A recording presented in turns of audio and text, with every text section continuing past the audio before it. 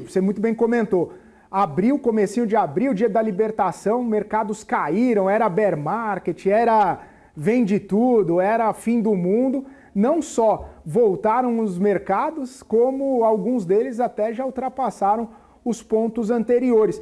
E ainda para ajudar nesse ambiente, né, a gente tem um movimento de outras questões também nos Estados Unidos, principalmente referente a planos de saúde, né, a healthcare, a medicamentos, que Donald Trump está querendo baixar o preço. Eu estava até olhando algumas empresas, né, de medicamentos, indo muito bem no dia de hoje, plano de saúde talvez não muito bem, mas de medicamentos sustentando também algumas altas no dia de hoje, e tem a percepção de que, diante desse cenário todo aí, o fiscal americano também já começa a entrar na pauta, né? Diminui alguns gastos, diminui algumas contas ali do governo americano, e isso tende a dar tração, ajuda também o mercado.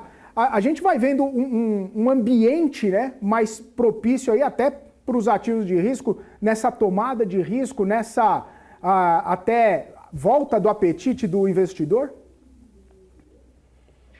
Eu diria que assim, acho que parece, não sei se o mercado às vezes quer se enganar, ou é difícil de fazer a leitura, né? Obviamente que tem tanta informação desencontrada e as coisas foram acontecendo, elas não acontecem de uma forma conexa muitas vezes, né?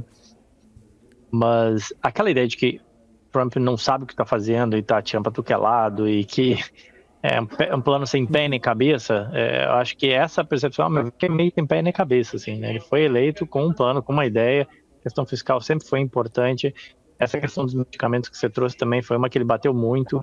Ele foi muito criticado quando falou que ia retirar o Obamacare e tudo mais, retirar benefícios, então ele tentou puxar um pouco o freio, né, nesse discurso, mas ele falou contrariamente, especialmente de medicamento, trouxe junto, conseguiu angariar para junto do time dele, né, o Kennedy Jr., que é um cara que também era super, uma voz super altiva nesse sentido, né? Então essas coisas elas estão conexas, e se você parar, prestar atenção e talvez entender que essas coisas não acontecem de forma isolada, mas acontecem em conjunto, eventualmente elas podem funcionar.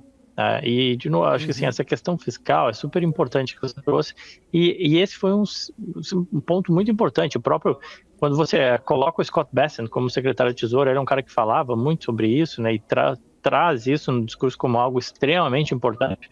Fica claro que você tem um comprometimento com isso, você tem uma preocupação com isso. E isso é positivo, né? Assim, óbvio, você retira a demanda agregada no curto prazo, é o governo consumindo menos, fecha as fronteiras porque é menos imigração, então você gera, de fato, menos crescimento, impacto em termos de crescimento econômico negativo no curto prazo, mas que a médio e longo prazo acaba sendo positivo, né? Porque você abre espaço para reduzir a taxa de juros, tem um controle melhor de fronteiras e, eventualmente, estimula a imigração daqueles que você quer estimular, sem que você gere um consumo que só gere inflação, tá? Então, essas coisas são positivas, elas andam em conjunto. Às vezes, o mercado que parece que focou só numa coisa e, como sempre, agiu da forma que age, que é o mercado maníaco, depressivo, bipolar.